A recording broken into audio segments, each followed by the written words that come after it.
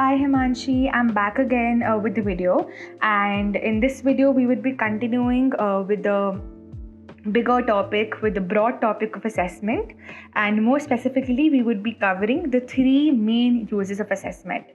So before even starting to enlist or explain these three uses of assessment, I want you guys to kind of create a flow chart kind of thing, a structure in your head as I go ahead with these three uses, right? I want you all to understand these three uses of assessment as the three steps of a process, right? So kind of make a story about them, and therefore the kind of story would be the first process would lead to the second one, would be followed by the second one, and the third one would follow the second one, right? So make it kind of a procedure, and if you develop this understanding, then it would be easy for you to understand this topic as a whole.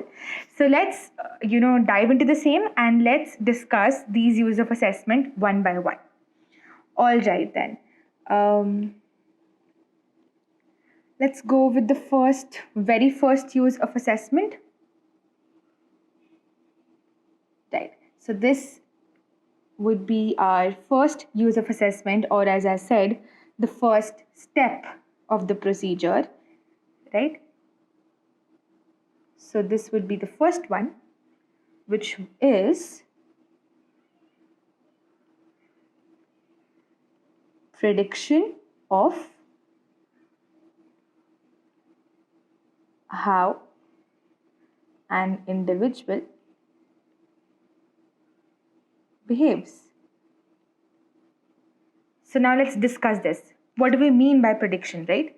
So basically, I am assessing you with the help of any method that I wish to employ, whether it's interview or it's test or it's experiment. But how is it going to help me? With the help of the results that I obtain through assessment, I will be able to predict that this is how you will behave in these future situations. So if my client deal with X situation in the future, he will behave in XYZ ABC way, whatever it is, right? So therefore, with the help of assessment, I'm able to predict your behavior patterns for the future. Now, for gaining even more amount of clarity, let's discuss the same with an example. So I administer a personality test to my client, and the results indicate that my client is an introvert. Again, remind yourselves of the introvert versus extrovert, personality types.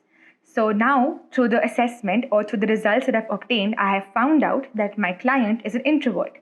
So how is this result going to help me? So now, because I know that my client is an introvert, I can probably make a judgment call, right? I can think a lot because I know that he's an introvert, and I know what are the personality traits of an introvert. I know what introverts usually do in various situations. So therefore, maybe I can say that the client would not like to socialize. In fact, he or she would probably feel tired after being in a crowd, right?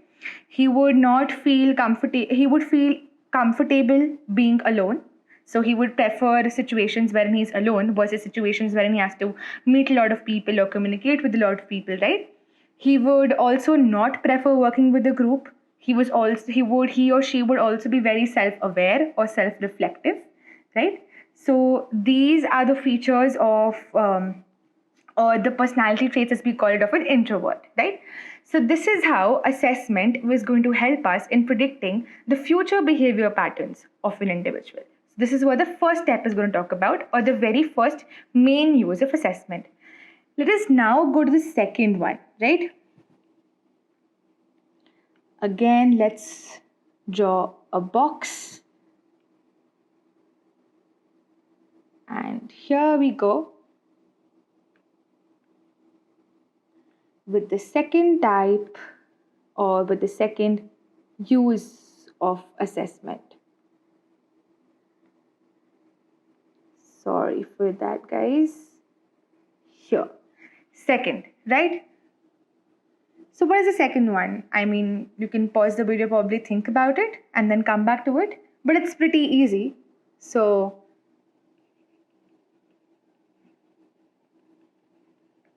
assessing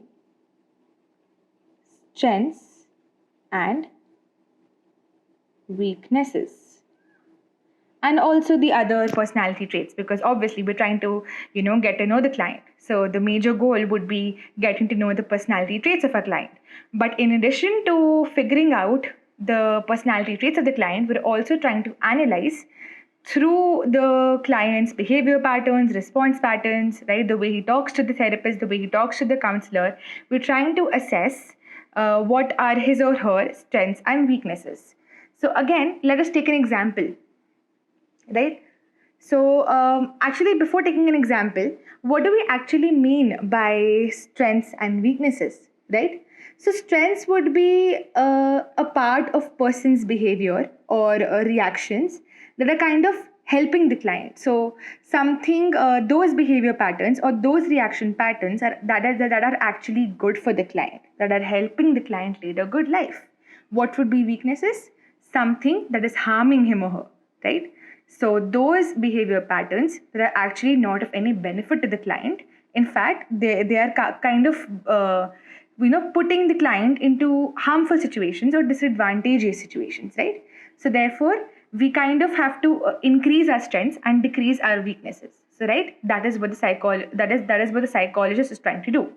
Now let us look at an example.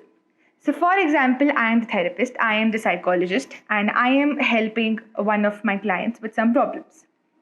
So, the client has probably recently dealt with a breakup, and she is not, able to deal with it in a healthier manner. And she's distressed about the breakup, and she's been having emotional breakdowns. She's also, because of that, probably her alcohol consumption has increased, or maybe her smoking has increased, the level of smoking, right? Or the frequency of smoking, right? So now, again, I've told you the case study. So according to you, here what, and also another thing that the client mentions is that from a long time she's not been able to pursue dance. That was her passion. So dance was something that used to make her happy, that used to keep her or make her feel active, right?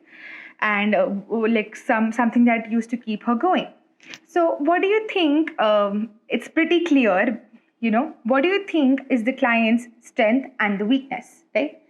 So, when it comes to strength, we can say that dance is a strength, right? Dance is something that when she engages in dance, she feels happy, she feels elated. It's something that keeps her going, it's something that keeps her motivated, it's something that helps her lead a happier and a healthier life. So, strength is dance, right? Strength is engaging in dance. What is the weakness? The weakness is the inability to not being able to deal with the recent breakup with her boyfriend in a healthier manner, and probably engaging in harmful patterns of behavior such as alcohol consumption and smoking. So this is how, through various sessions that the therapist conducts with the client, they analyze what are the strengths of the client and what are the weaknesses of the client. So strengths is something that needs to build upon even more, something that the client needs to strengthen even more, right? And weakness is something that the client needs to get rid of. So he has to keep putting in efforts, or she has to keep putting in efforts to use the strengths to kind of lead a better life, and get rid of the weaknesses again to to lead a better life, right? So I think that is it. So probably because in this case we can say that because the strength is dance and weakness is inability to deal with the breakup in a healthier way, the psychologist would try and motivate the client to probably go for some dance classes, which could help her or him discovering the happy self, the way they were before, happy, elated, active, etc.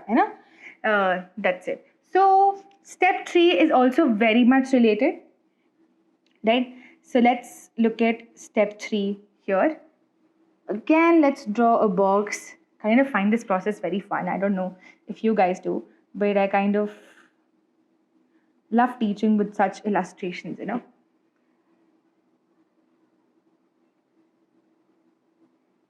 All right, let's look at the very third one.